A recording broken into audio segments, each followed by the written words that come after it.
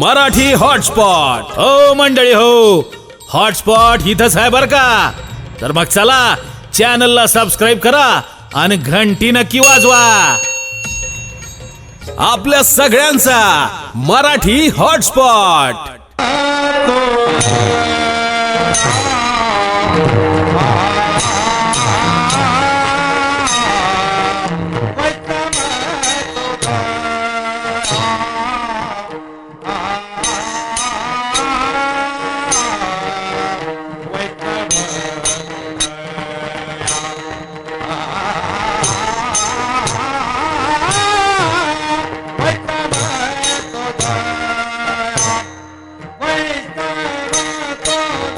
Bye.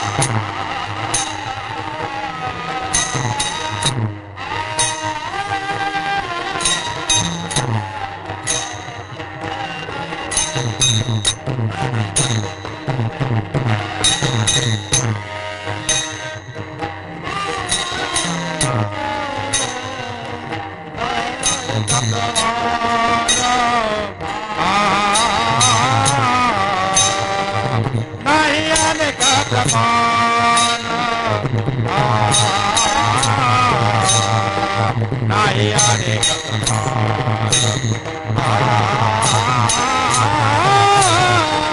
नाही अनेक प्रमाण नाही अनेक प्रमाण नाही अनेक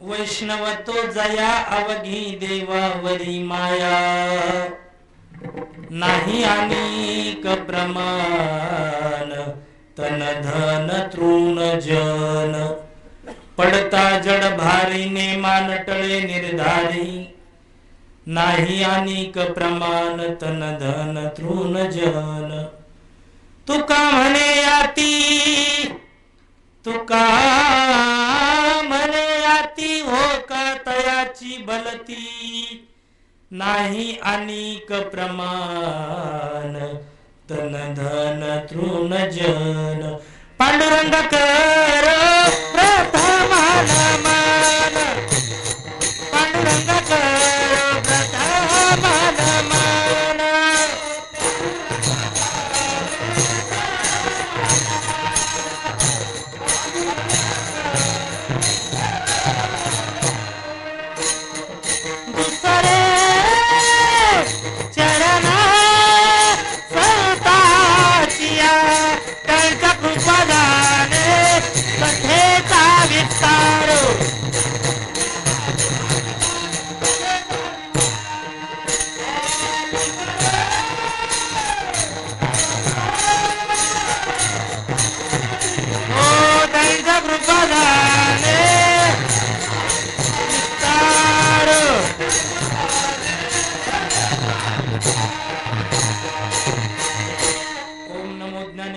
करुणाकरा दयाळा तुमचा अनुग्रह लादलो पावन झालो चराचरी अधिष्ठान देते प्रतिष्ठान दे का तिथे जन्मला तो गुणा तिथे का जयाचे निनामे चुके जन्म व्यथा नमस्कार माझा श्री सद्गुरु एकनाथा शरण शरण एकनाथा पायी माता ठेविला पायी माता ठेविला पायी माता ठेविला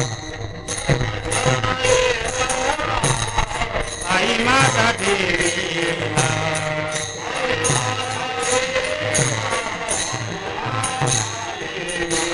नका पाहू गुण दोष झालं दास पायाचा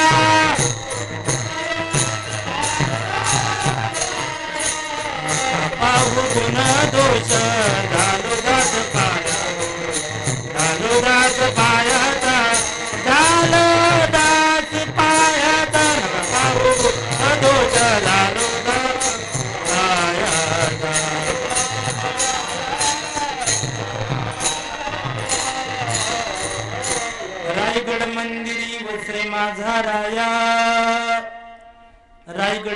केली वसे माझा राया चरणासी अर्पितो अजन्म ही काया जगदेश्वराची जोडली ज्यांची ख्याती प्रथम वंदितो तुम्हा शिव छत्रपती जेने धर्म जितविला जी बळी तो संभाजी जाननवाळी का अवतरला जयाची कुळी तया छत्रपतींच्या चरण कमळी साष्टांग नमन करीत सो सेवेलागी सेवक झालो तुमच्या लागलो निज चरणा अहो स्वामी तुकया देवा ओ यावरी न करावा भेरो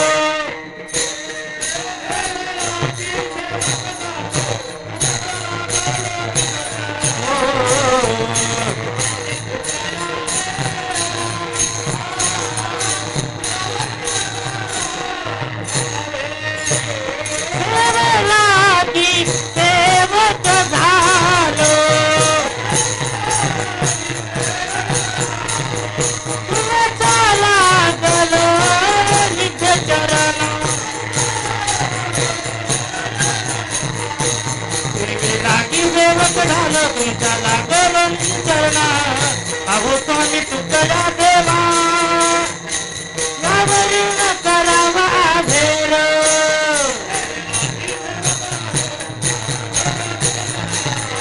अहो स्वामी तुकया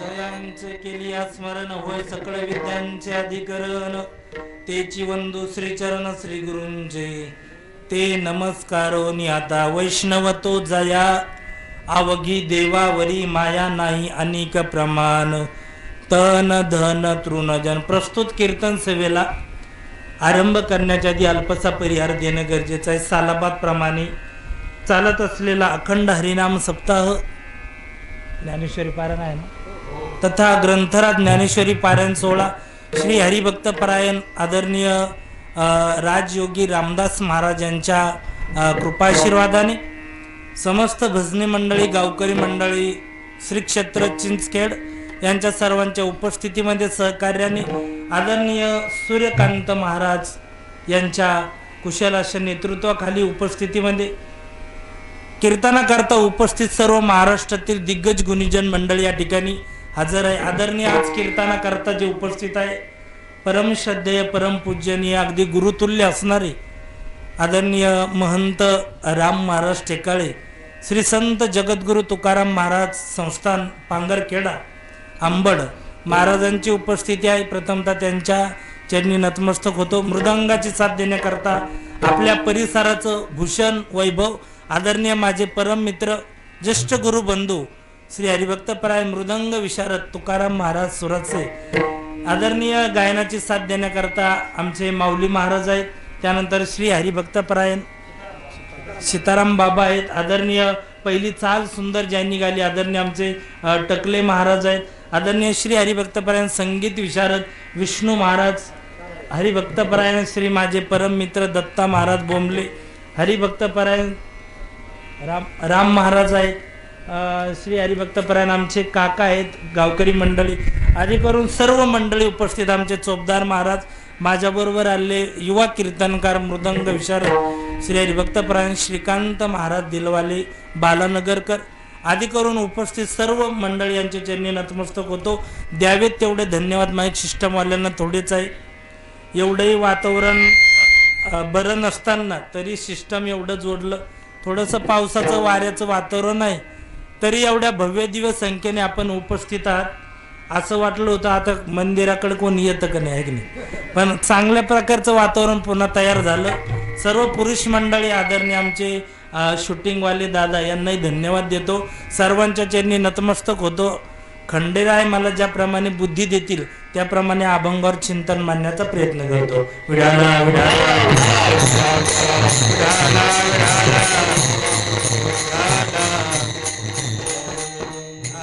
त्यांच्यामुळे हा सेवेचा योग प्राप्त झाला. आदरणीय माझे परम मित्र महाराष्ट्रातील सुप्रसिद्ध कीर्तनकार विनोद सम्राट महंत महादेव महाराजगिरी बाबांच्या माध्यमातून तुम्हा सर्वांचं दर्शन घडलं. सेवेकरता उपस्थित केलेला अभंग 4 चरणाचा असून हा संतपर प्रकरणातील अभंग. याच्या अभंगातून तुकोबबार आहे संतांचे लक्षण प्रतिपादन करा.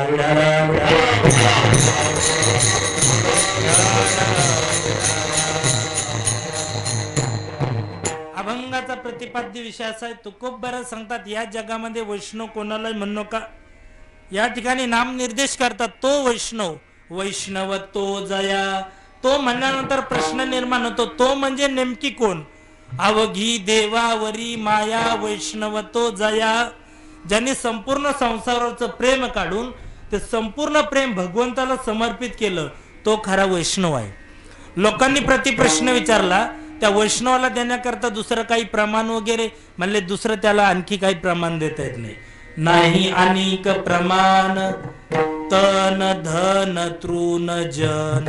तन धन तृण आणि जन याची जरी त्याला उपमा दिली तरी ती कमी पडेल. लोक म्हणले आता लक्षात आलं संसारावरचं प्रेम काढायचं आणि ते देवावर लावायचं म्हणजेच वैष्णव होतो. म्हणले नाही नाही नाही. त्या वैष्णवाच्या जीवनातली पहिली पायरी चालू होते. त्या वैष्णवाने आपल्या जीवनात काही नेम केले पाहिजे. पडता जड भारी नेमान टळे निर्धारी. किती संकटामध्ये जो नेम बंद करत नाही तो खरा वैष्णव आहे. लोक म्हणले आता लक्षात आलं संसारावरचं प्रेम काढायचं देवावर लावायचं. तन धन तृणजन याची त्याला उपमा देता येत नाही. संकट किती आले तरी नेम बंद पडून देत नाही. असा वैष्णव कोणत्या जिल्ह्यात कोणत्या तालुक्यात कोणत्या सर्कलमध्ये जन्माला येतो. महाराज म्हणले असा वैष्णव एखाद्या वेळेस भलत्याही कुळामध्ये जन्म घेऊ शकतो. असा अभंगाचा सरळ सरळ अर्थ आहे. विठाला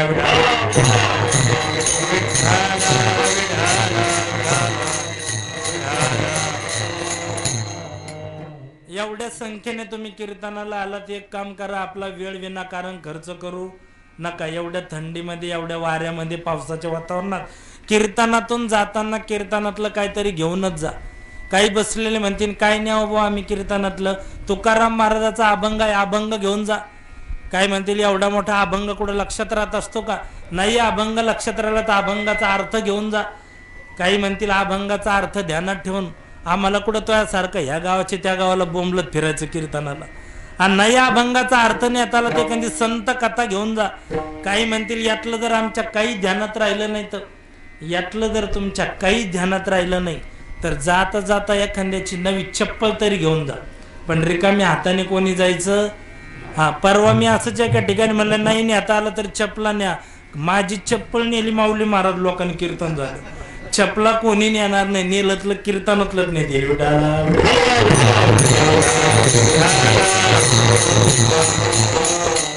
या जगामध्ये सर्वात मोठा प्रश्न आहे की संत कोणाला म्हणावं वैष्णव कोणाला म्हणावं. कोण संत. एकदा नामदेवराकडे 4-5 साधक आले. पहिला साधक उभा राहिला म्हणला नामदेवरा तुम्ही मला संत म्हणा वैष्णव म्हणा. नामदेव महाराज म्हणले काय करतो तू. तो म्हणले मी वर्षभर घरी नसतो अखंड तीर्थयात्रा करत राहतो म्हणले. नामदेव महाराज म्हणले तुला वैष्णव होता येणार नाही. तीर्थयात्रा करीशी तरी कापडिया होसी परी वैष्णव न होसी अरे जना. तो खाली बसला. दुसरा उभा राहिला म्हणला महाराज याचं जाऊन द्या. आपल्यासारखं गायन अख्ख्या अंबड तालुक्यात कोणाला जमत नाही म्हणले. आपल्या पुढं तर जाऊन द्या मागं सुद्धा कोणी म्हणाला घाबरतात म्हणले लोक. म्हणले तुला सुद्धा वैष्णव होता येणार नाही.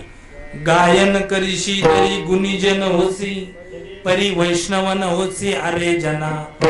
3 नंबरचा म्हणल्या दोघाचं त्या सोडून आपण पुराण सांगतो म्हणले. पुराण आपल्यासारखं पुराण अख्ख्या जिल्ह्यात कोणाला सांगता येत नाही म्हणले. ते म्हणले तुला सुद्धा वैष्णव होता येणार नाही.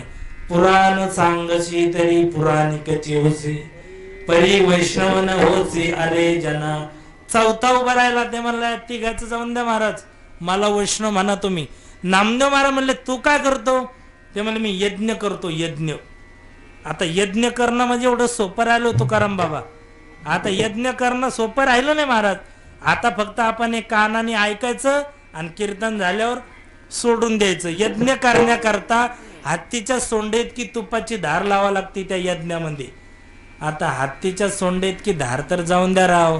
आपण नुसतं पंक्तीला जरी गेलो आणि पंक्तीवाल्याला म्हणलो तूप, तर म्हणतात चूप, दांगडू करू नको, गपचीत जेवण करून घे.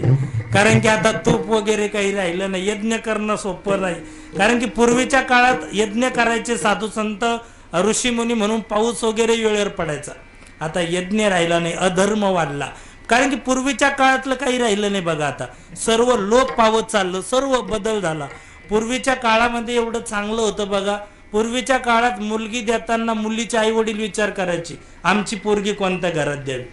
एकत्र कुटुंबात जर मुलगी दिली जास्त लोकांच्या खटल्यात तर लोक म्हणायचे आमच्या पोरीचं चांगलं झालं, कल्याण झालं. आता तसं नाही. आता जितकं कुटुंब लहान तेवढं पोरीचं कल्याण. एक माणूस माझ्याकडे आला पत्रिका घेऊन, मला म्हणलं बाबा आमच्या ताईचं लग्न आहे, तुमचं नाव टाकलेलं, आशीर्वाद द्यायला. म्हणलं बरं. मग जाता जाता विचारलं का हो काका कुठं दिलं तुमच्या मुलीला? लई चांगले पाहुणे मिळाले म्हणे महाराज. म्हणलं तरी अहो लई चांगलं स्थळ मिळालं. म्हणलं सांगा मग. तो म्हणजे खरं सांगू का महाराज, आमच्या मुलीला सासू नाही, सासरा नाही, दीर नाही, जाव नाही. मला वाटलं या यादीत पुढं म्हणतो काय कोण, नवरा पण नाही. नाही ते दोघंच औरंगाबादला राहतात म्हणे, दोनच तोंड आणि खिचडी बोंड, जास्त राडा नाही म्हणले त्यांचे. हा पूर्वीच्या काळातलं मी सांगत होतो. बघा ना आता आमचे वयस्कर मंडळी अगदी वडिलाप्रमाणे बसलेले, यांच्या काळामध्ये किती चांगले कविता गाणे होते हो शाळेत. पण आता शाळेमध्ये सुद्धा चांगलं राहिलं नाही महाराज. एवढे चांगले गाणे होते, एवढ्या चांगल्या कविता होतात. क्षण आला तो धावून आला काळ, विवळला श्रावण बाळ. आता गाणे चांगले राहिले. किती चांगली कविता होती. श्री संत बहिणाबाई महाराजांची कविता होती पहा. या झोपडीत माझ्या भूमीवरी पडावे, ताऱ्याकडे पाहावे, ओ प्रभू नाम नित्य गावे, या झोपडीत माझ्या. आता जरी कविता मनाची ठरली टेकाळे महाराष्ट्र अशी म्हणावं लागणार नाही. आता याच्यात बदल करावा लागल. या बंगल्यात माझ्या फरशीवरी पडावे, श्लॅपकडे पहावे, मनक्यात गॅप व्हावे. कारण की आता झोपडी राहिली नाही. हा बंगला आला, स्लॅबचं घर. पूर्वीच्या काळातलं राहिलं नाही. मला हे सांगायचं होतं. गाणे सुद्धा चांगले चांगले होते. शाळेमध्ये जर गुरुजी आले ना तर गुरुजी पोरांना सांगत नव्हते आता मी कोणती कविता म्हणणार, कोणते तुम्हाला कोणतं गाणं शिकवणार. नाही, गुरुजी फळ्यावर नाव लिहायचे. जे नाव लिहिलं ती कविता चालू व्हायची. गुरुजीने जर आई नाव लिहिलं तर आई नावाची कविता सुरू व्हायची. थोर तुझे उपकार 9 महिने तू 9 दिवसांनी केले कृतार्थ, जन्म देऊनी थोर मला संस्कार, आई थोर तुझे उपकार. असो नि माझा स्वभाव व्यर्थ, परी मी तुझे लाडके अपत्य, देऊनी थोर मला संस्कार, आई थोर तुझे उपकार. बाप नाव जर लिहिलं तर बाप नावाची कविता चालू व्हायची. बाप स्वाभिमानी बाळा, बाप कणखर कणा, त्याच्या काळजात असे लाजाळूची संवेदना. बाप ढाल तलवार, बाप पेटती मशाल, बाप जागतो म्हणून घर झोपते खुशाल. बाप घराचा तो पाया, आई कळस त्यावर, जेव्हा खचतो ना पाया तेव्हा कोसळते घर. या विश्वामधला बाप आपल्याला कधीच रडताना दिसला नाही. का रडला नाही तो बाप? त्याचं कारण होतं, जर मी रडलो तर माझं कुटुंब कोसळल, मी जर रडलो तर माझ्या छोट्या भावाला त्याचं दुःख होईल, म्हणून बाप कधी रडत नाही, कधीच रडत नाही. का हो? या विश्वातला बाप, प्रत्येक बाप 2 वेळेस रडतो. कधी रडतो? ज्यावेळेस आपला जन्म दिलेला मुलगा स्वतःच घर सोडून वेगळा राहतो, म्हणून बाप रडत नाही. तर वेगळा राहून तो मुलगा त्या बापाला बोलत नाही म्हणून तो बाप रडतो. आणि प्रत्येक बाप रडतो या विश्वातला ज्यावेळेस त्याची मुलगी त्याला माहेरवरून सासरला सोडून जाते त्यावेळेस प्रत्येक बाप रडतो. बाप साठवी तो अश्रू फक्त एका क्षणासाठी, जन्मभराचे रडतो लेक जाताना सासरी. पूर्वीच्या काळातले गाणे चांगले होते, कविता चांगल्या होत्या. आता काही चांगलं, किती सुंदर गाणे होते, जरी भावगीत असेल परंतु जीवन शिकवणारे गाणे होते. फिरत्या चाका वरती देशी मातेला आकार विठ्ठला, तो वेडा कुंभा विठ्ठला, तो वेडा कुंभा. फिरत्या चाका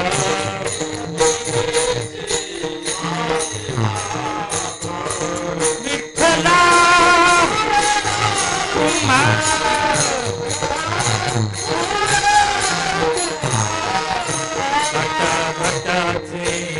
रूप आगळे प्रत्येकाचे दैव वेगळे, तुझ्या विना ते कोणा नकळे, सुखी कुणाच्या पडते लोणी, कुणामुखी अंगार, तू वेडा कुंभा.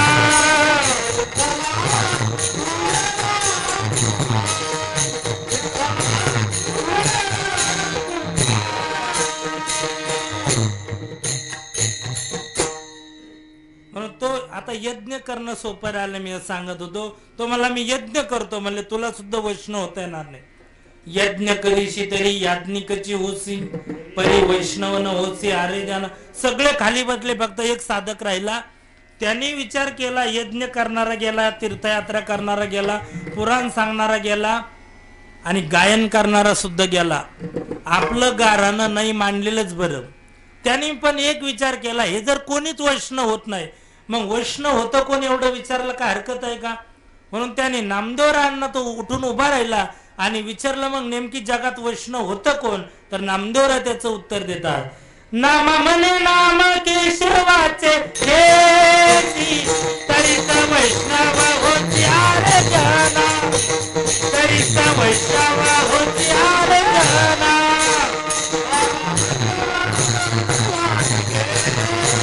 तरीच वैष्णव होत्यार जना.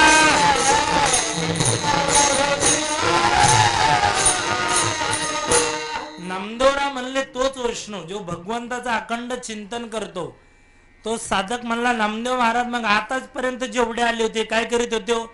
यज्ञ करणारा देवाचंच नाव घ्यायचा, तीर्थयात्रा करणारा देवाचं नाव घ्यायचा, सगळे देवाचं नाव घ्यायचे, हे काय वैष्णव झाले नाही. म्हणले बरोबर आहे, हे सगळे देवाचं नाव घेत होते इथपर्यंत बरोबर आहे, पण हे नामस्मरण करत असताना या केला नाही. गायन करणाऱ्याला अभिमान होता, आपल्यासारखं गायन कोणी करू शकत नाही.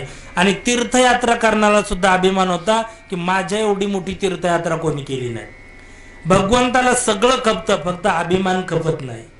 म्हणून तर महाराज म्हणले, तिळ मात्र जरी होय अभिमान, मेरू तो समान भार देव. थोडा जरी अभिमान झाला तरी तो देवाला डोंगरा एवढा होतो. अगदी तुम्हाला सांगतो, अभिमान जर असेल तर जवळ आलेला देव लांब जातो. आणि ज्याच्या अंतःकरणातला अहंकार गेला, अभिमान गेला, त्याच्या लांब गेलेला देव पुन्हा जवळ येतो.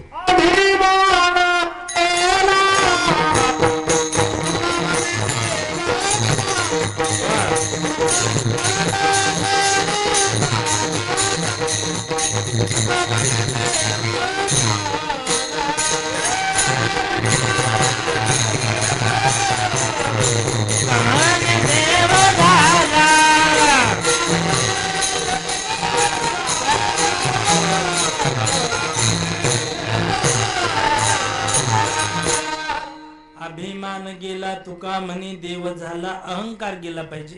ज्याच्याकडे अहंकार आहे त्याच्या जवळ आलेला देव पुन्हा दूर जातो. आणि ज्याचं अंतःकरण स्वच्छ आहे त्याच्या लांब गेलेला देव पुन्हा जवळ येतो. एकदा काय झालं, भगवान श्रीकृष्णाने दुर्योधनाने भगवंताला निमंत्रण दिलं जेवायला.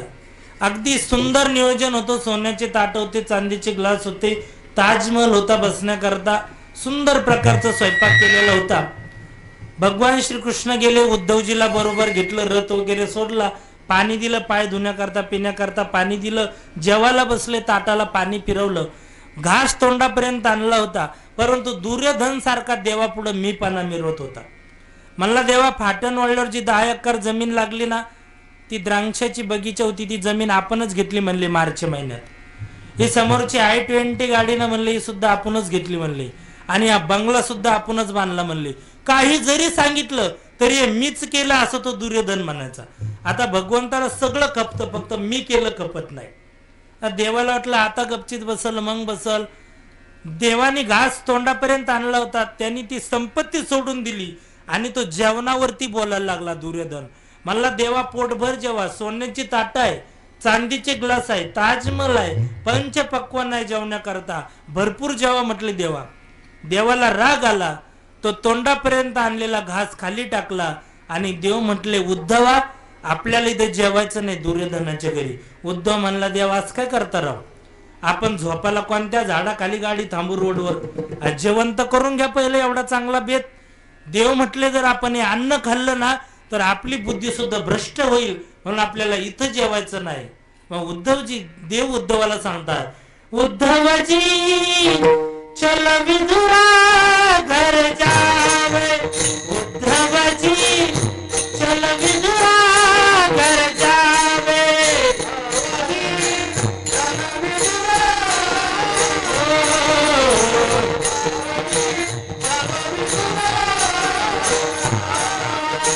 शबरी के बैर सुदाम जी के चावल, रुचि रुचि भोज लगा आवे, चल विदुरा घर जावे, उद्धवजी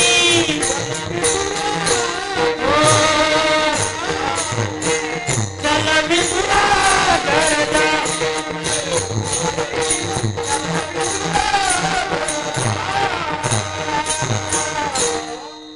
चलो विदुरा घर जावे. विदुर काकाच्या घरी देव जाण्याकरता निघाले. अर्धा घंटा झाला निघून, तरी विदुर काकाचं घर येत नाही. त्या उद्धवाने वैतागून विचारलं, म्हणले देवा किती लांब रे विदुर काकाचं घर अजून. देव म्हटले, ह्या इथं तर आलं म्हणले, जवळ आहे, आता थोडं राहिलं म्हणे. काही माणसं सहज अंतर सांगते हो सहज, काही माणसं दुसऱ्याचं काम वरच्यावर उडून देते. श्रीकांत महाराज वरच्यावर. आपण जर एखाद्या मित्राला म्हणलो ना, अरे माझी चप्पल चोरी गेली रात्री कीर्तनात, हे चांगली राहती गेलेली दलिंद्री जात असती, तो हे जाऊन दे मग कळण तुला कशी राहते म्हणून. हा, दुसऱ्याचं काम वरच्यावर मिटून टाकते काही लोक. काही लोक तर वही भरून जरी काम असलं, एकाच वाक्यात सांगते महाराज, एका माणसाला ह्या गावातून त्या गावात सामान न्यायचं होतं. मग तो त्याच्या एका मित्राकडे गेला, मुस्लिम बांधवाचा मित्र होता. त्याला म्हणला, हजरत वो तुम्हारी घोड़ी है का खाली? वो बोले क्या काम था? काम कुछ नहीं बोले, थोड़ा हमारा सामान लेके जाने का था. क्या क्या सामान है बोले, ए सामान क्या थोडा आहे बोले. सामान थोडा आहे, कशाला घोडी भाड्यानं लावतो रे, मग डोक्यावरच उचलून न्यायचं ना. अरे लेकिन बताओ ए सामान क्या बोले, तगार तवारी, मनभर ज्वारी, ऊपर बीबी की सवारी, आगे हसन पीछे हुसन, आणि जागा असली तर वर मी सुद्धा बसन. आणि एवढे बसलं, त्या हजरची घोडी जिवंत राहीन का बिचारायची. सामंत बोलले थोडा, सहज बोलते काही माणसं. तसं ते म्हणले, ह्या इथं तर आलं आता विदुर काकाचं घर. विदुर काकाच्या घरी गेले, अचानक 2 माणसं वाढली. आता हे काय नियोजित पाहुणे नव्हते, विदुराच्या घरी केल्या होत्या कन्या. कन्याचा स्वयंपाक असा राहतो, जरी माणसं वाढली तरी कन्या टाकावं लागत नाही. पाणी टाकलं का कन्या जादा होतात. महिला मंडळ हुशार राहतात स्वयंपाकात, काही निष्ठा स्वयंपाकाला हुशार राहत्या, वाढायला नाही हुशार राहत. जेवायला चौघ बसते, ताटात भजे 2च घेऊन येतात. हवं का? अरे मग टाक्यावर मग काय इष्टतो खाव का माय. हा, विदुर काकाची पत्नी हुशार होती, जग भरून पाणी ओतलं, एवढ्या पातळ झाल्या का नाही, एवढ्या पातळ. पहिल्या माणसाला वाढल्या, शेवटचा म्हणे आमच्याकडे आणूच नका, ते आलेलेच म्हणे.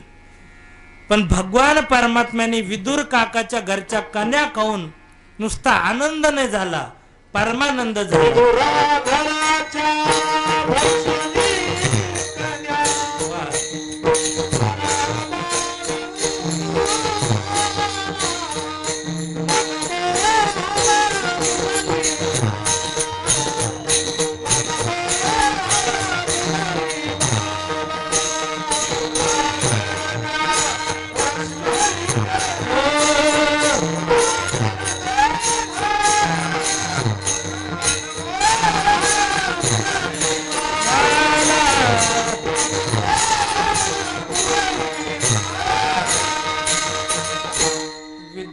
घरच्या भक्षुनी कन्या परमानंद झाला. विदुर काकाच्या खाऊन नुसता आनंद नाही झाला, परमानंद झाला. त्याचं कारण आहे दुर्योधनाकडे सर्व काही आहे, परंतु त्याच्या जोडीला अहंकार पण आहे.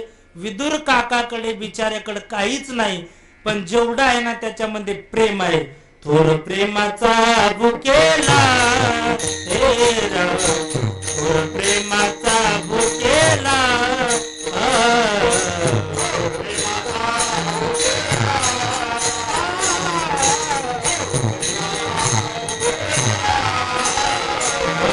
दुष्काळ तयाला, हाची दुष्काळ तयाला हे राम, थोर प्रेमाचा भुकेला भुकेला, थोर प्रेमाचा भुकेला हाची दुष्काळ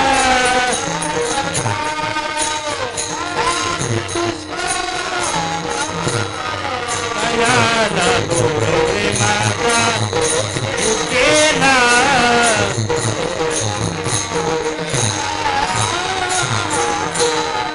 विदुर काकाकडे प्रेम आहे, दुर्योधनाकडे अहंकार आहे.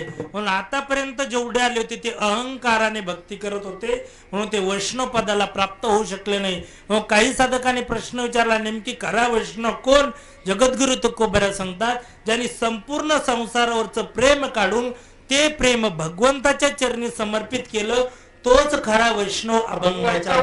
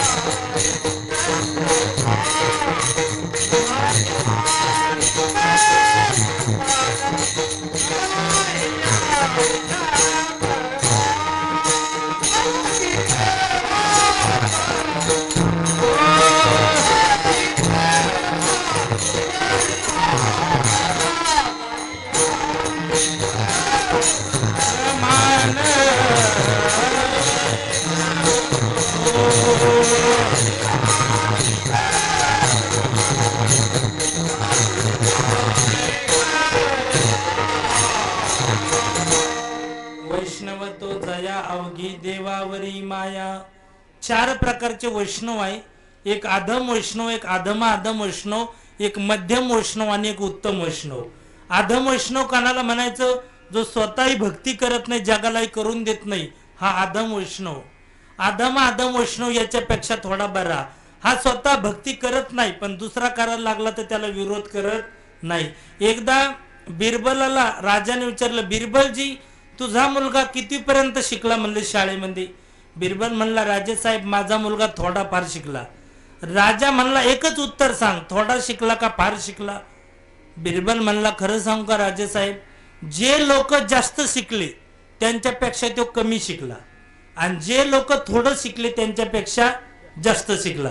कारण की बिरबला इतका चतुर माणूस आतापर्यंत या विश्वावर झाला नाही, याच्यानंतर सुद्धा होणार नाही. एवढा चतुर होता बिरबल, एवढा चतुर महाराज. एकदा काय झालं, बिरबल आणि राजा असे जंगलात फिरायला चालले होते. एकादशीचा दिवस होता आणि प्रवेशद्वारातून बाहेर गेल्याबरोबर उजव्या हाताला एक तुळशीचं झाड होतं. तुळशीचं बिरबलाने त्या तुळशीच्या झाडाला नमस्कार केला आणि राजा म्हणला, बिरबलजी क्या है बोले. बिरबल म्हणला, राजे साहेब ये हमारी माँ है बोले. माँ. बिरबल म्हणला, मूर्खा झाड कुठं आहे असतो रे, तुझ्या आईला उपटून टाकतो म्हणले. राजाने तुळस घेतली, उपटून टाकली. बिरबल म्हणला, राजाला धडा शिकवला पाहिजे. दोघं जंगलामध्ये गेले. 4 वाजले होते, उन्हाळ्याचे दिवस होते. तिथे एक आग्याचं झाड होतं, आग्याचं. बिरबलाने तुळशीला तरी नुसता लांबून नमस्कार केलता, त्या आग्याच्या झाडाला साष्टांग दंडवत घातला आणि 2 चक्रा मारल्या अशा. राजा म्हणला, बिरबलजी ये क्या है बोले. बिरबल म्हणला, राजे साहेब हे हमारा बाप है बोले. बाप. राजा म्हणला, जसं तुझ्या आईला उपटून फेकून दिलं तसं तुझ्या बापाला सुद्धा उपटून फेकून देतो म्हणले. राजाने त्या झाडाला धरलं मारत. राजाने झाडाला धरणं आणि राजाचा बिगरपा खोजाचा नादिन धिन्न सुरू होणं सगळं. हा राजा म्हणला, बिरबल जी आप क्या करना पडेगा. बिरबल म्हणला, राजे साहेब अब हमारे माँ के पास जाना बोलेगा.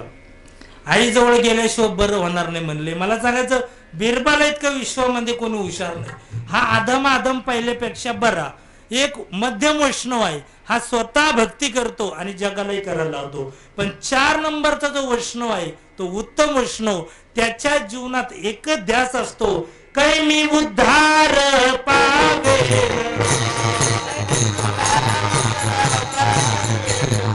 काय कृपा करील नारायण, ऐसे सांगा तुम्ही सर्वता जन, करा समाधान खंडाहिला कर्मा.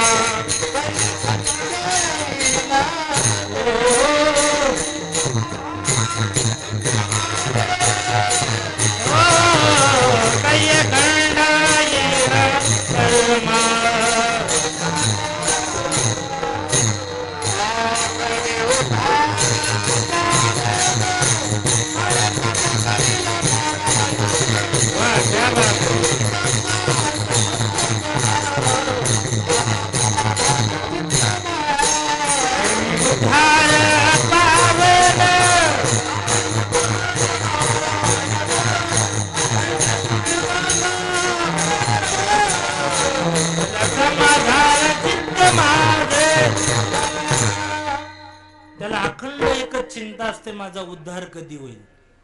पुसावे सिंहेची वाटे जे जे भेटे दयाची, कोई कहियो रे प्रभु आवन की मन भावन की, कोई कहियो रे प्रभु आवन की. अखंड त्याला एक चिंता असते, माझा उद्धार कधी होईल. याला उत्तम वैष्णव म्हणायचं. वैष्णव पदाला प्राप्त होण्याकरता जे अंकित होत असताना एकनिष्ठतेने अंकित होतात तेच वैष्णव पदाला प्राप्त होऊ शकतात. कोणाच्याही जीवनामध्ये वैष्णव पद प्राप्त होऊ शकत नाही. एक निष्ठता लागते, तेव्हाच आपण त्या वैष्णव पदाला प्राप्त होऊ शकतो. श्री राम कथेमध्ये असा प्रसंग येतो, ज्यावेळेस तो कुंभकर्ण वानरांना मारत होता. तर कुंभकर्ण काही असा हत्यार वगैरे वापरायचा का नाही ना, असा एवढा मोठा कुंभकर्ण होता महाराज, एवढा मोठा. जर कुंभकर्ण रस्त्याने चालला कितीतरी वानर त्याच्या पायाखाली तोडून मारायचे, एवढा मोठा कुंभकर्ण. जर कुंभकर्ण दाढी करायला गेला तर कुंभकर्ण कधी टपरीत जात नव्हता, टपरीवाल्याला बाहेर यावं लागायचं. एकदा ते गेलं, म्हणला दाढी करा. दाढी केली, म्हणला मिशा कापा. नावी दादा मिशा कापायला लागले. मिशा कापत असताना कुंभकर्णाने वर श्वास वाढला. वर श्वास वाढल्यानंतर का तर गेलीच आतमध्ये टेकळ बाबा, पण टपरी सगळं नावी दादा गेली. हा बिचाऱ्याचा धंदा बंद पडला. सारे लोक दुसऱ्या गावाला जायला लागले ना. तो म्हणला काही झालं तरी चालेल, पण कातर टपरी हरता कामा नये. अरे याच कात्रीवर आपल्या बापाने 2 गुंठे जागा घेतली जालन्याला, याच कात्रीवर आपण तिथं बंगला बांधला आणि ही जर कातर हरली तर आपल्या पोराच्या पोटा पाण्याचं कसं व्हायचं. कातर हारता कामाने असा रस्त्याने चालला होता, पुढून त्याचा एक मित्र आला, म्हणलं का रे बाबा लय चेहरा सुकला, काय भानगडे. अरे मग कातर आणि टपरी हारली राव, 2 दिवस झाले म्हणे. ते म्हणे चल गावाकडे कधीच सापडू शकत नाही. म्हणले कस काय. अरे तो तरी नुसती कातर आणि टपरी हारली. म्हणले 15 दिवस झाले माझे 10 उंट हारलेले, त्यातला एक सुद्धा उंट सापडला नाही. आणि तो कातर आणि टपरी कुठे घेऊन बसला, इथं उठाच्या पाठवून पाणी फिरलं. शेळी म्हणते मग हळदनी भिजन का. तो काय का ते म्हणले हलकटाच्या घरी खुडपट गेलं, जातं झाडून पिठलं गेलं. कधी कधी होतं ना आपल्या मागं आपला वैताग राहतो आणि दुसरा माणूस तिसरंच काम घेऊन येतो मध्ये. मला ते आपेगावकडे थोडा उशीर झाला, खूप रस्ते खराब आहे तिकडं. 9:30 वाजले जायला. ते कार्यकर्ते खवळले माझ्यावर, काय राव महाराज लवकर निघायचं म्हणे, लवकर फेटा बांधा म्हणे. आता माझ्या मागं माझी फेटा बांधाची गडबड, तेवढ्यात चोपदार माझ्याकडे धोतर घेऊन आला आणि मला म्हणतो बाबा माझं एवढं धोतर नेसून द्या का. अरे म्हणलं मग फेटाची बारी आली तो कुठं मध्येच घुसडीतो. तसं ते म्हणे मग हेच उंट मला सापडा का तर टपरी कुठं मध्येच घेऊन आलं म्हटले. कधी कधी लय अवघड होतो, आपल्या मागं आपला वैताग राहतो, दुसरा माणूस तिसरं काम घेऊन येतो. एका माणसाला खरूच झाली होती, खरूच दवाखान्यात गेलं बरीच व्हाय ना ती. मग त्याला विचारा आणि ते एका माणसाने सांगितलं तिकडे पाचोडला एक म्हातारा औषध देतो बघ खरूजवर. मग ते गेलं पाचोडला.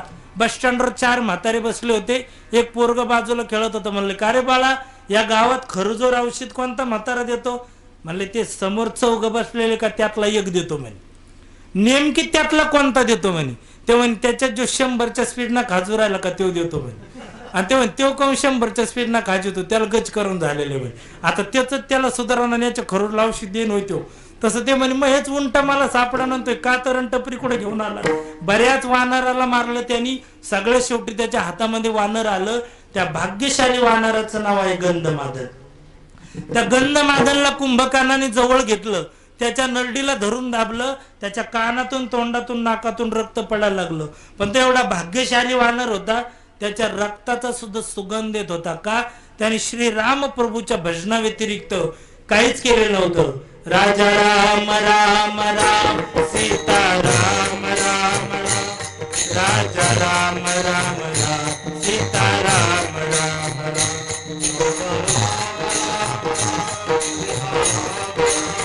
भजन करो सर्व. राजा राम राम राम सीता राम राम राम, राजा राम राम राम सीता राम राम राम, राजा राम राम राम सीता राम राम राम.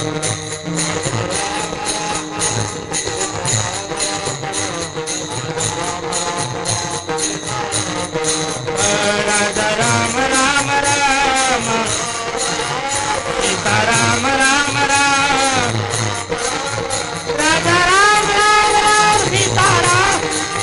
बाबा क्या बात है, जय हो. ओ राजा राम राम राम, राजा राम राम राम. ओ राजा राम, राजा राम राम राम सीता राम राम राम.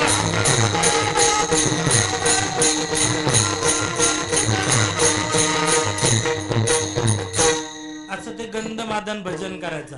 कुंभकर्ण की जय म्हटला, त्या कुंभकर्णाने त्याला पायाखाली तोडून मारलं. श्री राम प्रभूने त्याला आपल्या मांडूवर घेतलं, पितांबर काढला, त्याचे डोळे पुसले आणि त्याला मोक्ष गतीला प्राप्त करून दिलं. राम म्हणता रामची भोईजे पदी बैसोनी पदवी घेऊजे. त्या गंधमादने जेवढं समर्पण केलं तेवढं जर समर्पण आपण केलं, अवघी देवावरी माया वैष्णव तो जया, एवढं समर्पण केल्यावर त्या वैष्णव पदाला आपण प्राप्त होणार आहे. श्रीमद भागवतामध्ये असा प्रसंग येतो, जसं अक्रूर भगवान परमात्म्याला घेण्याकरता येतो. अक्रूराचा रथ सर्व गवळणी अडवतात आणि सांगतात आम्ही रथ जाऊन देणार नाही. भूमी पडल्या वज्रपाळी कोण देहाते संभाळी, नयनीच्या उदकाने भिजली धरण. आम्ही रथ जाऊन देणार नाही. देव सांगतात अक्रूराला, अक्रूरा त्या गवळणीचा विरह मला सहन होत नाही. देव बोले अक्रूरासी वेगी हाकेरे रथासी. या गवळणीचा शोक आता मला पावला जात नाही. देव आणि अक्रूर रथात बसतात.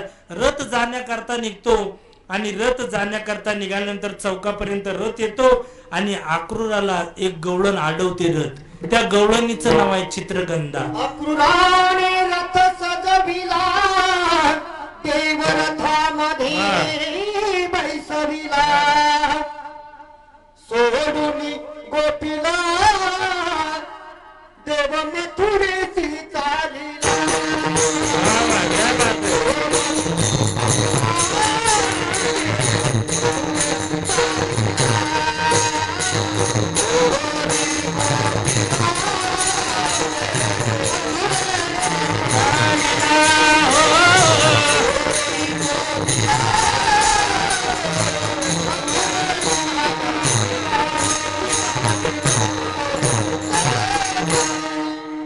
चित्रगंधा सांगते अक्रूरा जरूर घेऊन जा कृष्णाला, पण तुला एक विनंती आहे माझी.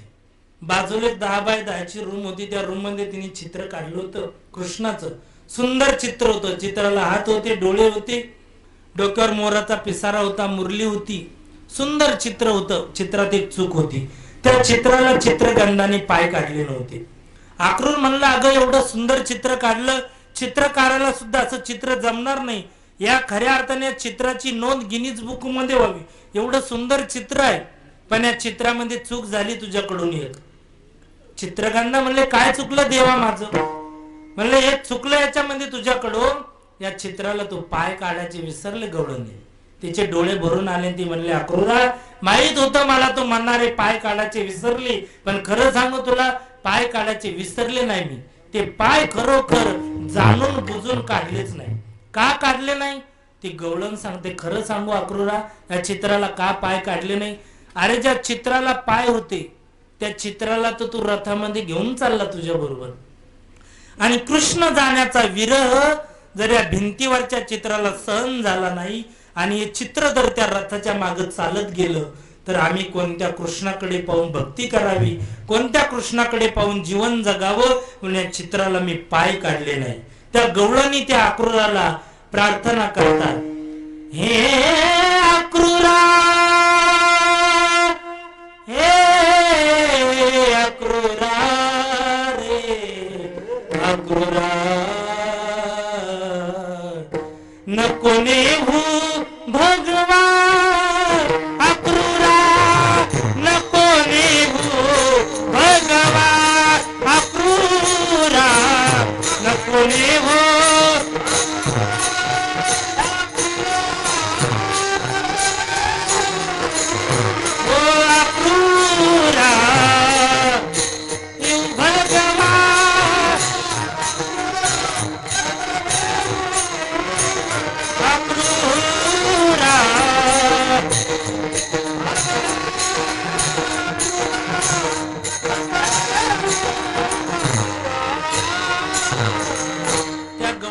जेवढं प्रेम होतं तेवढं जर आपण समर्पण केलं तरच वैष्णव पदाला प्राप्त होणार आहे. बरेच तरुण मुलं कीर्तनामध्ये आहे. 2 मिनिटं छत्रपतींचं चरित्र सांगून आपण समोर जाऊ. अवघी देवावरी माया, किती प्रेम असावं. ज्यावेळेस राजगडाचं बांधकाम चालू होतं आणि राजगडाचं काम चालू असताना एक मावळा 50 फूट उंच अंतरावर उभा राहून एका दगडावर उभा राहून कपारात काम करत होता. अचानक ज्या दगडावर तो उभा होता तो दगड निघला आणि 50 फूट अंतरावरून तो मावळा खाली पडला. उजवा हात मोडला, हात सरळ होत नव्हता. छत्रपतींनी त्या मावळ्याला जवळ बोलावलं, त्याला घरी पाठवलं, दवाखान्यात नेलं आणि सांगितलं कामावर येऊ नको, तुला बरं वाटत नाही तोवर. 1 महिना मावळा कामावर आलाच नाही. 1 महिन्यानंतर छत्रपती शिवरायांनी दुसऱ्या एका मावळ्याला विचारलं का रे तो आला नाही अजून? तस तो मावळा म्हणला राज त्याला अजून बरं वाटत नाही, त्याचा हात सरळ होत नाही. स्वतः छत्रपती शिवाजी महाराज त्या मावळ्याच्या घरी गेले. अतिशय गरीब परिस्थिती त्याची होती. छत्रपतींनी आपला घोडा घेतला आणि त्याच्या घरी गेले. आज 400 वर्ष झाले तरी छत्रपती शिवरायांचं नाव घेतल्यानंतर आपल्या अंगावर काटे निर्माण होतात. त्याचं कारण आहे 18 पगड जातीच्या समाजाला एका मंडपामध्ये बसवलं मराठे घेतला, धनगर घेतला, कुंभे घेतला, माळी घेतला, सर्व समाज घेतला, एका मंडपामध्ये बसवला आणि प्रत्येकाला या स्वराज्याचा अधिकार प्राप्त करून दिला. म्हणून तर म्हणावं लागेल, एकच राजा इथे जन्माला शिवनेरी किल्ल्यावर, एकच राजा इथे जन्माला शिवनेरी किल्ल्यावर, माझ्या राजाचं नाव गाजत गड किल्ल्याच्या दगडावर, शिवराजाचं नाव गाजत गड किल्ल्याच्या दगडावर, गड किल्ल्याच्या दगडावर.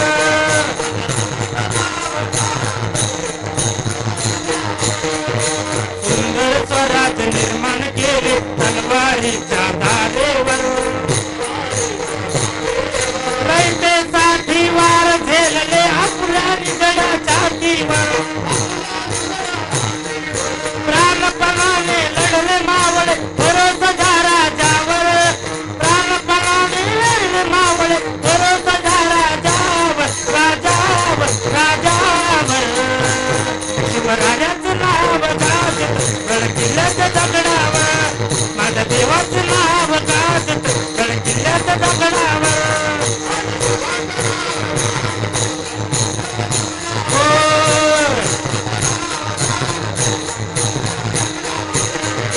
दिला वचन साहेबा वचन पूर्ण करी, दिला वचन साहेबा वचन पूर्ण करी.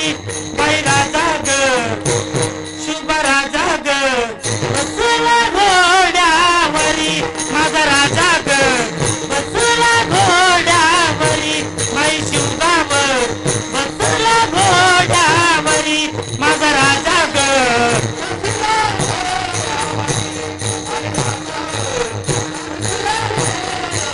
ओ शुभ राजा ग.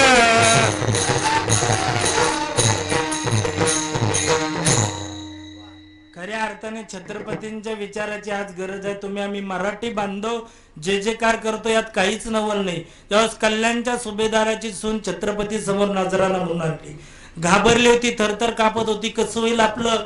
आणि राजांनी तिला जवळ घेतलं, चोळी बांगडी केली आणि तिला घरी नेऊन घालण्याकरता सांगितलं.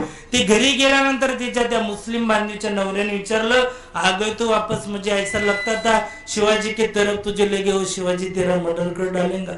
त्या मुस्लिम बांधवीने तिच्या नवऱ्याला सांगितलं, तुम दिन में 5-5 बार नमाज करते हो लेकिन तुमने जिंदगी में कभी अल्लाह नहीं देखा होगा, लेकिन मैंने मेरे आंखों से सही और सच्चा अल्लाह आज देखा है और उस अल्लाह का नाम है छत्रपती शिवाजी महाराज. म्हणून तर म्हणावं लागेल, अंधार पडत चालला, प्रकाश करण्याकरता दिवा पाहिजे. हिंदू धर्म बुडत चालला, रक्षणाकरता जिजाऊचा शिवा पाहिजे. छत्रपती त्या मावळ्याच्या घरी गेले, अतिशय गरीब परिस्थिती होती. तो आवाज दिला दरवाजातून, ऐका कोणी घरात. मावळा उठून उभा राहिला, अश्रू वाहू लागले डोळ्यातून. राजांनी त्याचे डोळे पुसले. राजा बोलतात, अरे रडू नको तू, 1 महिना झाला कामावर आला नाही म्हणून रडतो का, तुझा हात मोडला म्हणून रडतो का, आणि तुझी गरीब परिस्थिती म्हणून रडतो का. तो मावळा म्हणतो, राजे 1 महिना झाला कामावर आलो नाही म्हणून रडत नाही, माझा हात मोडला म्हणून रडत नाही, मग का रडतो. तो मावळा सांगतो, राज खरं सांगू, आज या महाराष्ट्राचे स्वामी माझे महाराज माझ्या घरी न बोलवता आले, पण माझ्या राजांना आज या उजव्या हाताने मी मुजरा करू शकत नाही म्हणून मी रडतोय. अवघी देवावरी माया वैष्णव तो जया. संत महात्मे वैष्णव पदाला प्राप्त झाले त्याचं कारण आहे विश्वसंत माऊली ज्ञानोबा ज्ञानेश्वरीत वर्णन करतात. संत हे जगाच्या दुःखाने दुःखी होतात आणि जगाच्या सुखाने सुखी होतात. माऊली बोलतात, पै पायी काटाने हटे तव व्यथा जीविसी उमटे, तैसा पोळे संकटे पुढील अंचनी. दुसऱ्याला दुःख झालं तर संतांना दुःख होतं, त्याप्रमाणे संत जगाच्या दुःखाने दुःखी झाले, सुखाने सुखी झाले. तुमचं आमचं उलट आहे, आपण जगाच्या दुःखाने सुखी होतो आणि सुखाने दुःखी होतो. जे माणसं दुसऱ्याच्या दुःखाने सुखी होतात ते माणसं जीवनात कधीच सुखी होत नाही. अगदी तुम्हाला ग्रामीण भागातलं उदाहरण सांगतो. जर आपण दुसऱ्याच्या दुःखामध्ये सुख मानलं तर आपल्याला स्वतः दुःख भोगावं लागतं. एका मुलाचं लग्न झालं आणि लग्न झाल्यानंतर अतिशय शिकलेली मुलगी केली, त्यांनी सतत सासू सुनाचे भांडणं व्हायचे. आणि मग त्या 6 महिन्यानंतर त्या मुलीने तिच्या नवऱ्याला सांगितलं एक काम करा म्हटले, उद्यापासून एक तर तुमची आई घरात राहील नाही तर मी राहील म्हटले. त्याने सांगितलं अगं असं काय बोलते, माझ्या आईने किती कष्ट केले माझ्याकरता. त्याने सांगितलं मला बाकी काही माहित नाही जास्त. रात्रभर त्याने विचार केला काय करावं. सकाळी त्या बायकोने त्याला एक सल्ला सांगितला, एक काम करा, मी तुम्हाला एक सूचना देते म्हणले, 2 फायदे होतील. तुमच्या आईला शेतामध्ये एक झोपडी बांधून द्या म्हणले काय फायदे होतील. पहिली गोष्ट दोघीचे भांडणं बंद होतील आणि दुसरी गोष्ट तुम्हालाही काही टेन्शन राहणार नाही म्हटले, चालन म्हटले, आणि आपल्या शेताचं राखण होईल. पटलं त्याला, कारण की जगामध्ये कोणीच सांगितलेलं पटत नाही महाराज, पण बायकोने सांगितलेलं लवकर पटलं त्याला. ते गेलं शेतात, झोपडी बांधली, त्याच्या आईला तिथं नेऊन ठेवलं. रोज 2 टाइम जेवणाचा डबा द्यावा लागायचा सुनबाई. 2-3 महिन्यांनी तिला वैताग आला. ती म्हणले काय रोजचं टेन्शन आहे म्हटले. एक दिवस तिच्या नवऱ्याला ती म्हणली का हो, तुमची आई पिकलेलं पान आज ना उद्या मारणारच आहे म्हटले, एक काम करा ना म्हटले, द्या ना म्हटले म्हातारीची झोपडी पेटून रात्री 12 वाजता जाऊन. त्याने सांगितलं अगं असं काय बोलते, माझी आई आहे ती. अहो म्हातारी आज ना उद्या जाणार आहे, किती त्रास आहे म्हटले मला. नाही विलाज असतो. ते गेलं, अमावस्याची रात्र होती. झोपडीवर रॉकेल टाकलं, 5 लिटर काडी लावली, जाळ झाला. कर्म धर्म संयोग चांगला. काही जनावर त्या मालामध्ये आले होते, त्यांना हाणण्याकरता म्हातारी बाहेर गेली. जाळ झाला. जाळाच्या उजाडात म्हातारीने आपल्या मुलाकडे पाहिलं आणि म्हातारी म्हणली हा तर आपलाच बाळू दिसतो, असं का करतो म्हणले. पण म्हातारीने पण 72चा दुष्काळ खाल्लेला होता. ती म्हटली हे सगळं कारस्थान सुनबाईचं असून म्हटले, तिला पण धडा शिकवते म्हटले. कारण की म्हातारीला अनुभव होता महाराज. अनुभव कधी वायाला जात नाही. पोपटपंची ज्ञान कधी धोक्यात आणतं, अनुभवाचं ज्ञान धोक्यात आणत नाही महाराज. अनुभव लागतो म्हणून. म्हातारी म्हणले मी पण दुष्काळ खाल्लेला आहे. मी सतत उदाहरण सांगता होतो, अनुभव नसला तर घोळ होतो. एका मुलीला तिच्या आईने सांगितलं होतं अगं सखूबाई तुझं आता लग्न जमलं म्हणले, तू सासरला गेली का, तुला सासरचे लोक काही जरी बोलले तरी त्यांना उलटून बोलायचं नाही माघारी. सासू काही जरी बोलली तर तिला म्हणायचं हा त्या बाई तुम्ही म्हणतात तेच खरंय, अगदी बरोबर आहे, तुमचंच खरंय. 6 महिन्यानंतर तिला झाला चिकनगुन्या सासूबाईला. तिचे हातपाय सरळ व्हायना आणि वाकडे व्हायना. दोघी सासू सुना घरी होत्या. सासूबाई वैतागून म्हणले सुनबाईला, सुनबाई मला वाटत नाही मी या चिकनगुन्यातून पहिल्यासारखी बरी होईल म्हणून. असं वाटतं आथुरणात पडून राहण्यापेक्षा एंडोसल्फानची बाटली घेऊ, पिऊन टाकून मरून जाव. ती म्हणते हा त्या बाई तुम्ही म्हणतात तेच खरंय, अगदी बरोबर आहे, तुमचंच खरंय. आता इथं मनात सांगितलं होतं तिच्या आईने तिला महाराज. म्हणजे हे पाठ केलेलं ज्ञान. तसं म्हातारीला अनुभव होता. म्हातारी म्हटले मी तुला धडा शिकवल्याशिवाय राहणार नाही. म्हातारी एका वडाच्या झाडावर जाऊन बसली महाराज. झोपडी जळाली. अमावस्याची रात्र होती. 4 चोर चोरी करून चालले होते. त्यांचं असं वाटप चालू होती सोन्याची. जास्त सोनं होतं, वाटे काही नीट होत नव्हते, सारखे भांडणं व्हायचे. पहिला वाटा कोण उचलणार पहिला. तिने अर्धा तास पाहिली, माझ्या पाहिली तर ती म्हातारी वरून म्हटले तुम्ही कशाला उचली, तर मीच उचली ते म्हणे पहिला वाटा. आता आधीच अमावस्या होती, चोर चोर म्हणून भूत म्हणून ते गेले पळून आणि तिथून सगळं सोनं टाकून दिलं महाराज तिथं. आता म्हातारीने गाठोडं बांधलं, डोक्यावर घेतलं, घरी गेली आणि दरवाजा वाजवला. म्हणले सुनबाई दरवाजा उघड. सुनबाईचं तर बीपी महाराज लवच झाला डायरेक्ट. ते म्हणले मी नाही उघडीत, म्हणले तुम्हीच उघडा म्हणे. त्या पोराने दरवाजा उघडला. पाहते तर सासूबाईच्या डोक्यावर एवढं मोठं गाठोडं खाली ठेवलं आणि गाठोडं सोडलं. एवढे दागिने होते त्याच्यात महाराज. आता दागिने सुद्धा लई तरच निघले हो. पूर्वीच्या काळात दागिने थोडे दागिने होते. पहिल्याने त्या दागिन्याला एकच ताळ होता झुमराला. आता त्या झुमराला सुद्धा 3 ताळ आले महाराज. मग ते खाली लोंबकडून पडू नये म्हणून त्याला खाली कॉलम नसतो ना द्यायला, म्हणून वरून एक आडकिलेला राहतो दागिना. त्याला काय म्हणतात तुकाराम बाबा, हा वेल असं वरून छिद्र पाडावं लागतं कानाला. बरेच दागिने होते. टमाटे हार, बटाटे हार, कांदे हार, सगळे दागिने तिने काढले. ती सुनबाई म्हणले आत्याबाई एवढं कुठून आणले सगळं. अगं काय झालं म्हणले, माझी झोपडी पेटून दिली, जाळ झाला आणि धूर झाला म्हणले. आणि धूर झाल्यानंतर त्या धुराधुरानी स्वर्गात गेले म्हणे. मला बाळूचे वडील भेटले. काय तारामळ चालली म्हटले पोराची. एक काम कर म्हणले, सध्या फक्त सोन्याला प्लॉटिंगलाच भाव आहे म्हटले चांगला. 2-4 तोळे सोनं घेऊन जा म्हटले. मग ती सुनबाई म्हणली आत्याबाई तिचे आई वडील पण लहानपण मेले होते, माझे आई वडील नाही भेटले तुम्हाला तिथं.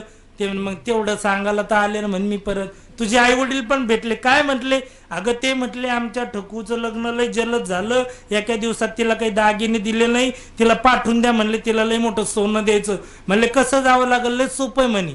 आमोशाच्या रात्री झोपडीत झोपायचं, वरून रॉकेल टाका लावायचं, पेटवलं बरोबर वर जातं म्हणे. ती तिच्या नवऱ्याला म्हणले म्हाताऱ्याला किती लिटर आणलं होतं रॉकेल? म्हणले 5.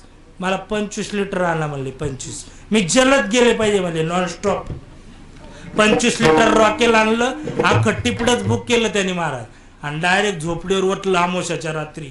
आणि जेच काडी लावली आणि जेच जाळ झाला आणि ती सुनबाई गेली वर धुराधुरानी धुराधुरानी धुराधुरानी. अजून काय पाचोडलं सोनं घेऊन माग आली नाही होती. मला सांग कशा करता सांगितलंय उदाहरण. दुसऱ्याच्या सुखामध्ये जर आपण महाराज दुःखाने सुखी झालो तर आपल्या स्वतः ते दुःख भोगावं लागतं. पण संत मात्र जगाच्या दुःखाने दुःखी झाले, जगाच्या सुखाने सुखी झाले, म्हणून त्या वैष्णव पदाला ते प्राप्त झाले. वैष्णव तो जया उगी देवावरी माया. त्या वैष्णवाला देण्याकरता दुसरं प्रमाण म्हणले कोणतंच नाही. अभंगाच्या काही अनिका प्रमाण,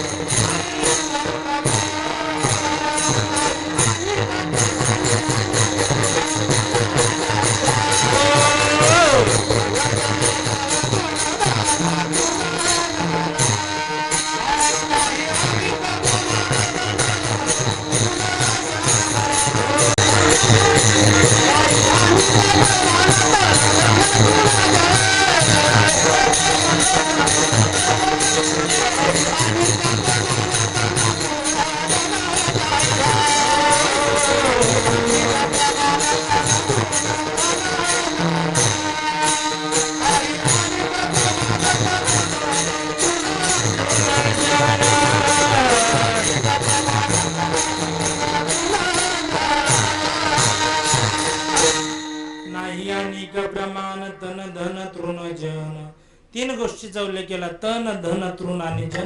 पहिला त्याग आहे तो तनाचा. साथ देती नहीं किसी का क्या भरोसा है इस जिंदगी, क्या भरोसा है इस जिंदगी का. कबीर महाराज सांगतात बाबा रे हे शरीर पहिला त्याग आहे शरीरात तन, दुसरा त्याग आहे धन. धन किती धन मिळालं तरी आपल्या इच्छा कधी पूर्ण होत नाही. जसं एकेका व्यसनाने एक एक हानी होते तसं किती धन मिळालं तरी इच्छा पूर्ण होत नाही. बघा जसं धन हे सुद्धा एक व्यसन आहे. जसं दारू पिणं वगैरे हे जसं व्यसन आहे, ते जरी व्यसन केलं त्याच्यापासून हानी आहे, त्याच्यापासून कधी आपली मुक्तता होत नाही. बघा अगदी छोटं उदाहरण सांगतो तुम्हाला. आईचं दूध आटलं म्हणून चालू केली दुधाची बाटली. माध्यमिक शिक्षण चालू केलं तेव्हा चालू केली पाण्याची बाटली. उच्च शिक्षण चालू केलं तेव्हा चालू केली थंड्याची बाटली. नंतर चालू केली बिअरची बाटली. ती का बरी नाही वाटली? कारण की तिने खिशाची तिजोरी आटली.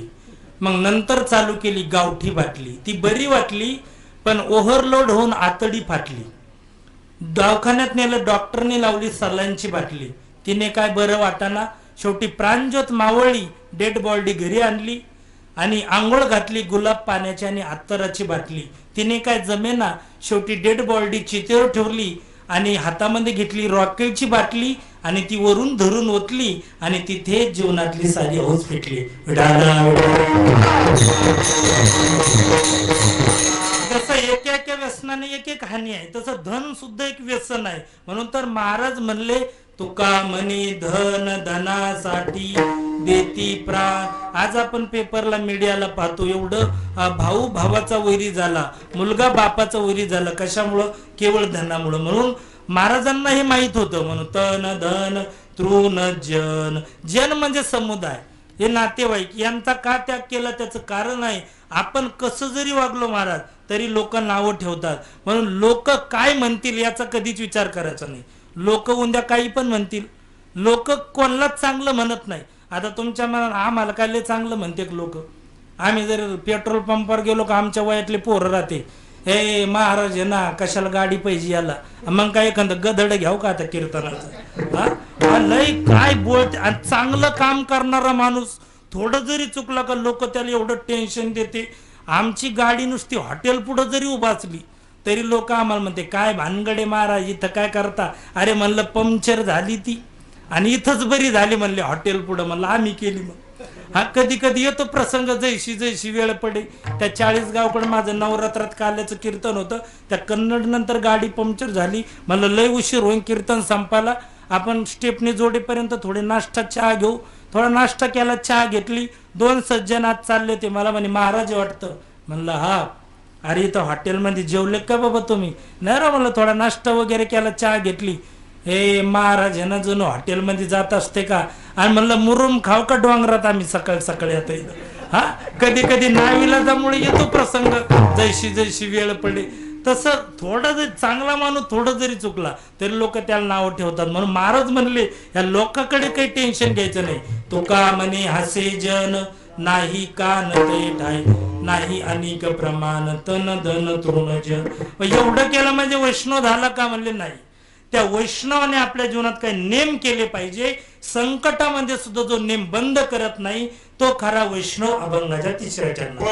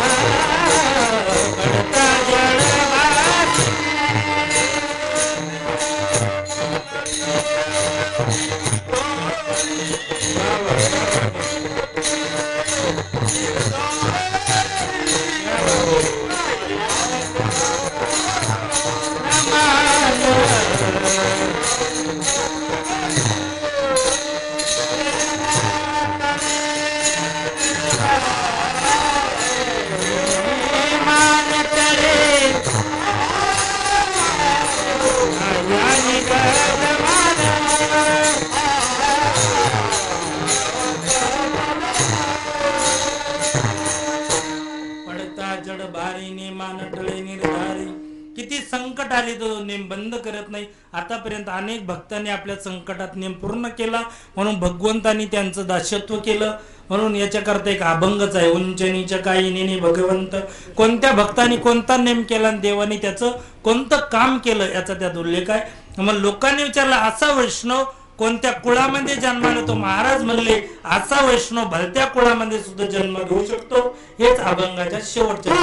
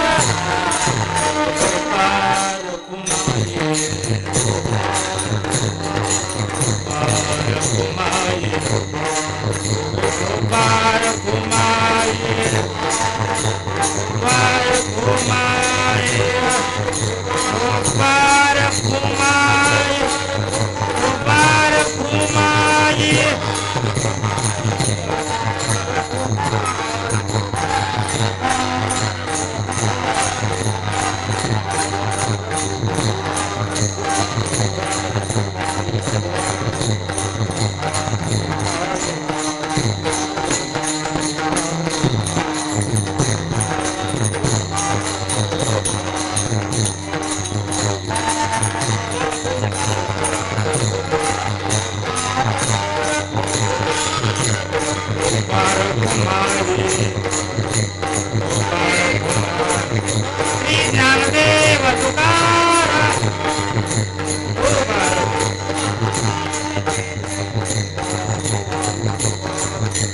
गोपाळ कुमारे गोपाळ कुमारे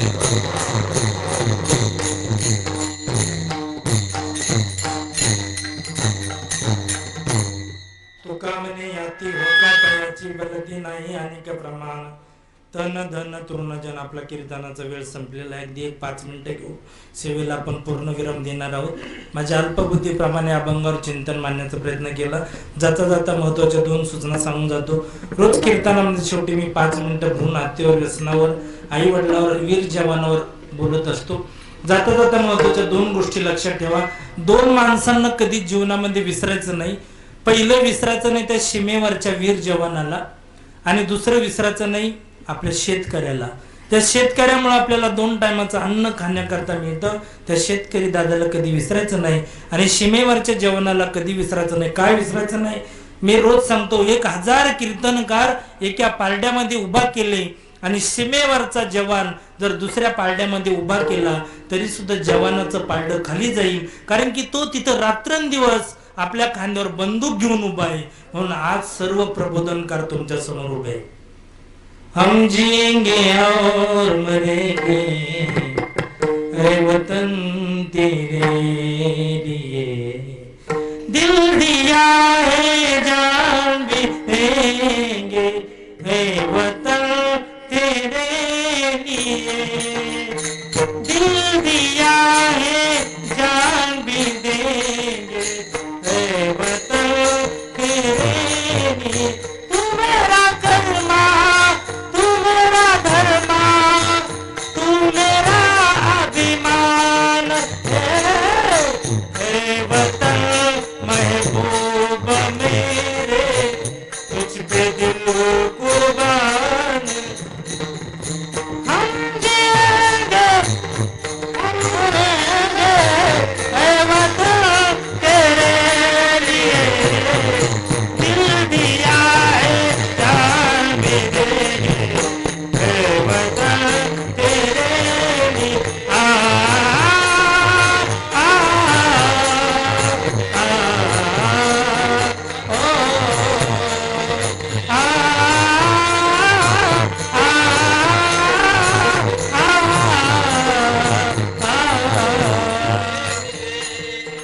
त्या जवानाला कधीच विसरत नव्हतो. सीमेवरचा जवान त्या मातृभूमीला तिथं उभा राहून मुजरा करतो. गुजरने वाली हवा मेरा एक इतना काम करेंगे क्या, मेरे गाँव जा मेरे दोस्तों को सलाम दे, वही थोड़ी दूर है घर मेरा. त्या जवानाला कधी विसरत नाही. दुसरं रोज मी कीर्तनात 2 मिनिटं बोलत असतो. आई वडिलांना कधी विसरायचं नाही. सकळ तीर्थाचे दुरे जे का माता पितरे, त्या सेवेसे कीर शरीरे लोन घेजे. आता 1 महिन्यापूर्वी पनवेलला कीर्तनाला गेलो होतो. वाढदिवसानिमित्त कीर्तन होतं. फार मोठा मंडप दिला होता. त्या मंडपच्या बाजूला एक रूम होती. त्या रूम मध्ये आम्ही बसलो. त्या रूम मध्ये एका 25 वर्षाच्या मुलीचा फोटो लावलेला होता. फोटोवर जन्माची तारीख नव्हती, मृत्यूची तारीख होती. त्या मुलीकडे पाहिलं, फार वाईट वाटलं. अरे एवढ्या कमी दिवसात ती मुलगी या जगाचा निरोप घेऊन गेली. पण झोपल्यानंतर त्या रूम मधून एका छोट्या मुलाचा रडण्याचा आवाज येत होता. पाठीमागच्या रूम मध्ये जाऊन पाहिलं तर एक 7 वर्षाचा मुलगा आपल्या गुडघ्यामध्ये मुंडकं घालून रडत होता. त्याच्या उजव्या पायाला मोठी जखम झाली होती. म्हणलं का रे बाळा, इथं काय रडतो? तर म्हणलं महाराज तुम्ही पैठणचे आहे ना. म्हटलं अहो तुमचं कीर्तन ऐकायचं होतं मला. म्हणलं आता येणार नाही का बाळा तू कीर्तन ऐकायला? म्हणले नाही ना, माझ्या पायाला पाहणं किती लागलं. अरे म्हणलं एकटाच रडत बसला रूम मध्ये, तुझ्या आईकडे जा, तुझी आई तुला दवाखान्यात घेऊन जाईल. त्या बाळाने माझ्या हाताला धरलं, हॉलमध्ये समोर आणलं, त्या फोटोकडे बोट दाखवलं आणि म्हणला महाराज 2 मिनिटं. तो म्हणला महाराज ही माझी आई आहे, 2 महिने झाले मला सोडून गेली. आतापर्यंत 100 वेळा सांगितलं माझं ऐकत नाही हो. पहिल्यानं जर मी जेवलो ना तर हीच माझी आई माझ्या मागं काला घेऊन लागायची. हा काऊचा घास, हा चिवचा घास, हा माऊचा घास. आज 2 घंटे झाले मी घसरून पडलो. 100 वेळा सांगितलं तरी माझं ऐकत नाही. तुम्ही सांगा तुमचं नक्की ऐकेल का हो? माझं सुद्धा ऐकणार नाही. का ऐकणार नाही? डोंगराच्या आड गेलेला सूर्य पुन्हा दुसऱ्या दिवशी सकाळी पाण्याकरता मिळतो, पण मातीच्या आड गेलेले आई बाप कधीच पाण्याकरता मिळत नाही. कौन सी चीजें वो दुनिया में नहीं मिलती, सब कुछ मिलता है लेकिन माँ नहीं मिलती. फूल कभी दोबारा खिलता नहीं, जन्म कभी दोबारा मिलता नहीं. मिलने को तो हजारों लोग मिलते हैं, लेकिन हजारों गलतियां माफ करने वाले माँ बाप कभी मिलते नहीं. त्या बाळाने फोटोकडे बोट केलं आणि तो बाळ आपल्या आईला म्हणायला लागला, कशाला गेली आई तू स्वर्गाला, हो कोण वागविन तुझ्या या बाळाला. कशाला गेली आई तू स्वर्गाला, हो कोण वागविन तुझ्या या बाळाला. 9 महिने आणि 9 दिवसाची वारी गेली ग. संकट पडले असताना तू पदराला बांधून ने. जन्म देऊनी आई तू मला सोडून गेली ग. तू गेल्यावर दुःखाची यात्रा माझी सुरू झाली ग.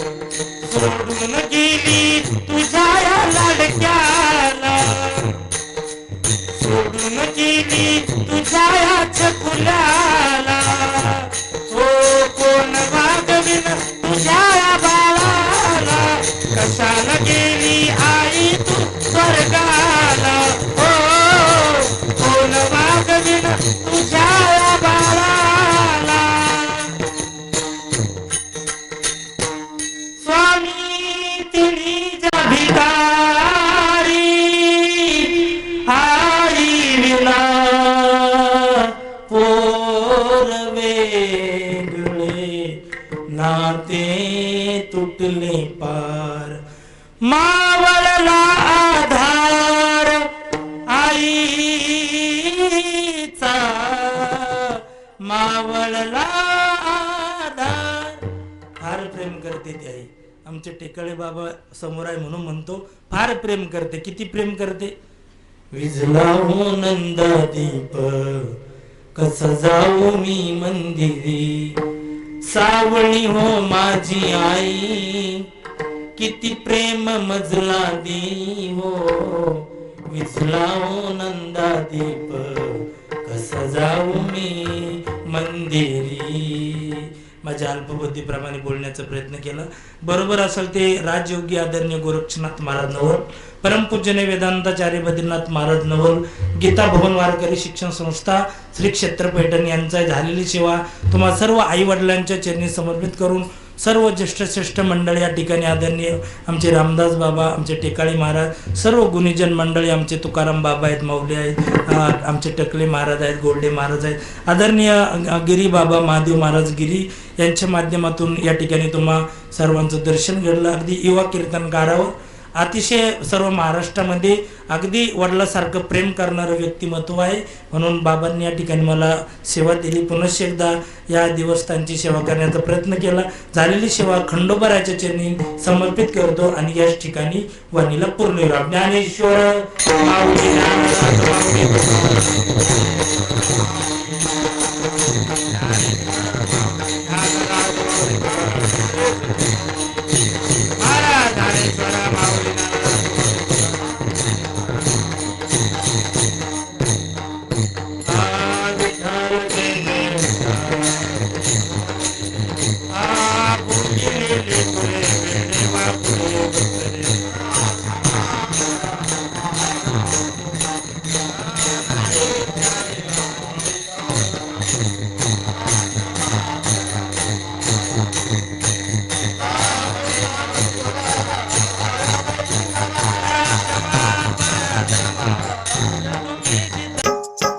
मराठी हॉटस्पॉट. हो मंडळी हो, हॉटस्पॉट इथंच आहे बर का.